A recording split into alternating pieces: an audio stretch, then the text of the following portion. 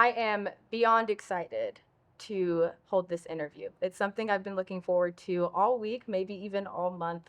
I get to interview a man that has been so inspirational and influential for our community of Lancaster, Marco Johnson. He has so many accolades behind his name. He's a Lancaster native, an AV High School Hall of Famer, which he's most proud of, University of Hawaii alumni and retired NFL player, former LA City firefighter and paramedic, founder of a regionally accredited university, and creative, innovative, and giving leader. But the most important title he has is being my dad. So, Dad, thank you so much for joining us today and allowing us to really pick at your brain, your heart, and what you have to offer to young adults that aspire to be as successful as you. Well, what an amazing introduction, and from such an amazing young lady, right? I'm happy to be here, sweetheart. Thank you, Dad. So I just want to start off with where it all kind of began for you, which is here in Lancaster. You're so proud to have began your life here in Lancaster, and Grandpa made it so important and inspirational for you to make sure you worked for everything that you had. You worked on your own cars. You worked in the parks department for the city of Lancaster. You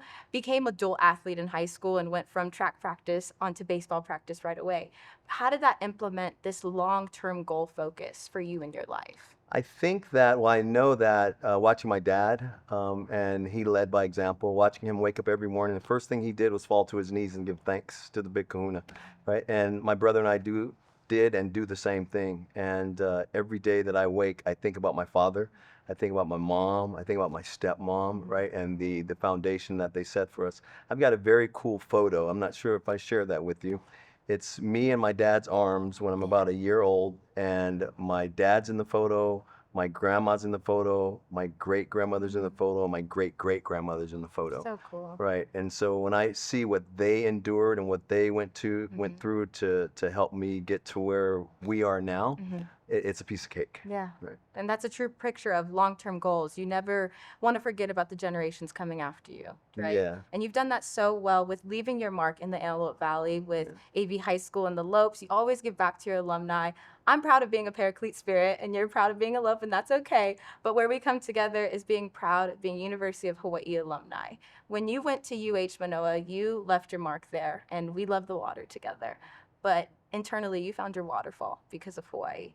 How do you make sure that you keep that waterfall and not just day-to-day activities, but hard conversations that are held in boardrooms, hard life decisions that you have with every step that you take as a father and a husband?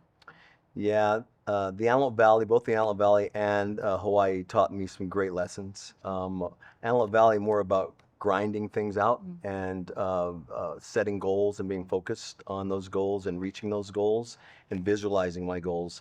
Hawaii taught me to appreciate not just your friends, your family, but your environment surrounding. And I've kind of blended those two things, and I've tried my best to bring that same environment into our home, into our life. I've tried my best to always surround myself with individuals that are happy to see me, right? Like when you walk in the room and I see you, my eyes light up, right? So those are the types of people that I surround myself with, positive thinking people. I've got this saying that I'm on a healthy diet of just healthy people. I love that, Dad. So if you're not healthy and bringing good energy into the room and into my life, I'm gonna move on. It's wonderful. Talking about that team mentality, that's been part of you for your entire life. You've been involved in sports, so much so to the point that you played in the NFL after playing at UH Manoa. And that was a shock to you because you were eating cereal when you heard your name called, but it happened. And through that experience, you've really implemented this saying in your life: never, ever, ever give up. You brought that saying into our home, and we've really structured that around our sports, my dancing, bottom of the ninth, end of the fourth quarter, when things are getting really tight, you can't give up.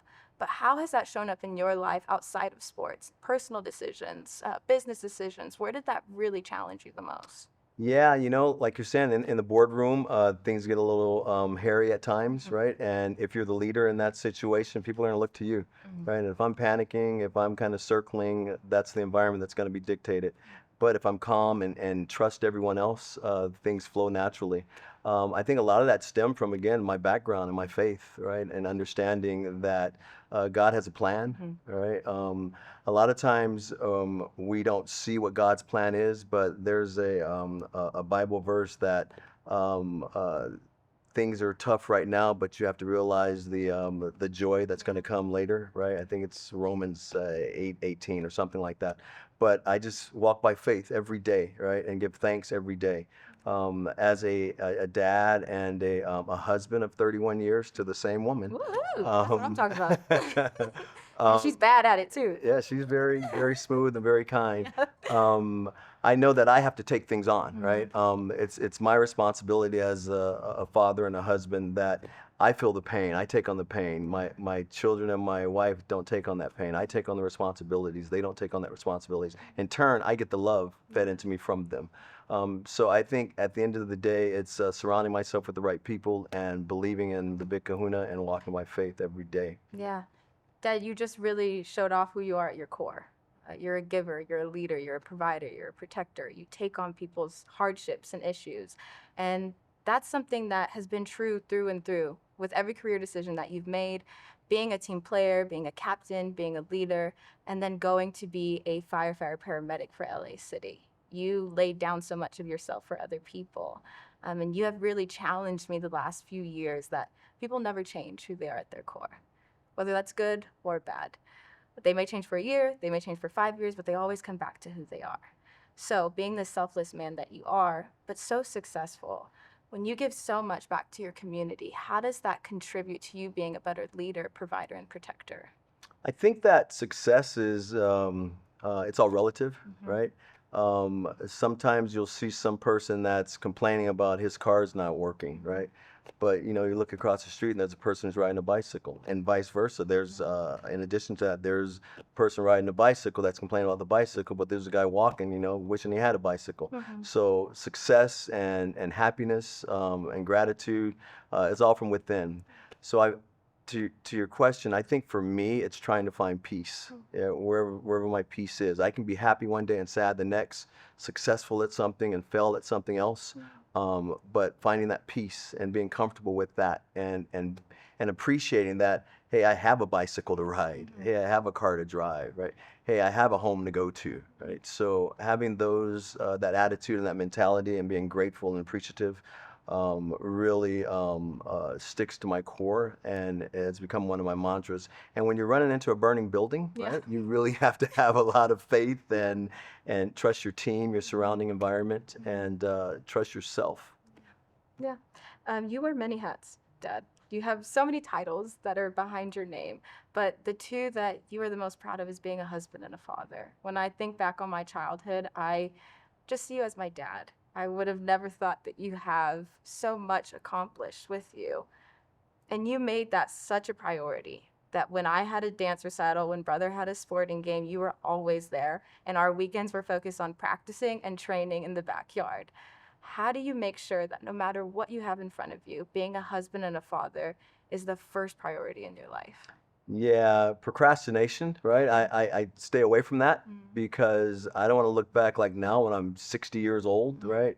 And wish I would have done something, Mm. right? Procrastination has killed a lot of dreams for a lot of people, right? A lot of very talented and skilled people.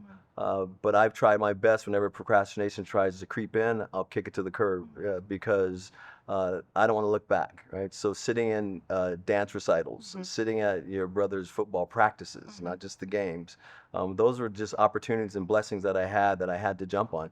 You see a lot of business professionals are individuals that have some brilliant ideas, but they procrastinate to the point where they look back 20, 30 years later and it's like, maybe I could have done that. Well, you don't know if you didn't try, right? So staying focused and believing in myself. And in addition to that, you know, instead of caving to procrastination, when I decide to go in on something, do it. Go all in, right? You don't want to look back again 20 years later and think, I did it, but I did a half blank job to Yeah. that, right? I went all in. So whatever you decide to do, go for it. Go all in.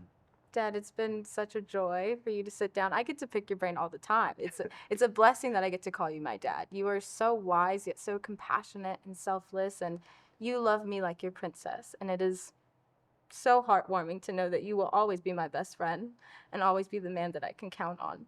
And I know I get to know you better every single day. But for people that are listening, if they only had 5 more minutes on this earth with you before you take your last breath, Yeah. what words would you say to them and why? Yeah. That's a great question. It's probably two things. One is from a business standpoint, someone and success, so to speak. Someone once told me, Marco, you can live like a king for a day or a prince for the rest of your life. And I chose the prince route. Right. And the other thing that I personally want when that day comes is I want my children to be able to look back and say my dad was a great dad. At the end, when everything's said and done, all the other accolades, people see, the success things. Some people are jealous of you from what you accomplished. They're not jealous of the work you put in. They're jealous of what you accomplished. But at the end of the day, as long as my children can say my dad was a great dad, and my wife can say my husband was a great husband, that's all that really matters to me at the end of the day, and that the big kahuna knows that I'm one of his biggest supporters. Yeah, makes me emotional, Dad. Yeah, you really have been the best father I could ever ask for. So Yeah. thank you for being you, Dad. And Yeah. no matter what titles you have, you are my dad, and it's the biggest joy ever. So thank you again, Dad, for joining us today. You're very welcome, and I'm not going anywhere. Yeah, you're my daughter. Yeah. Love you. I love you too, baby.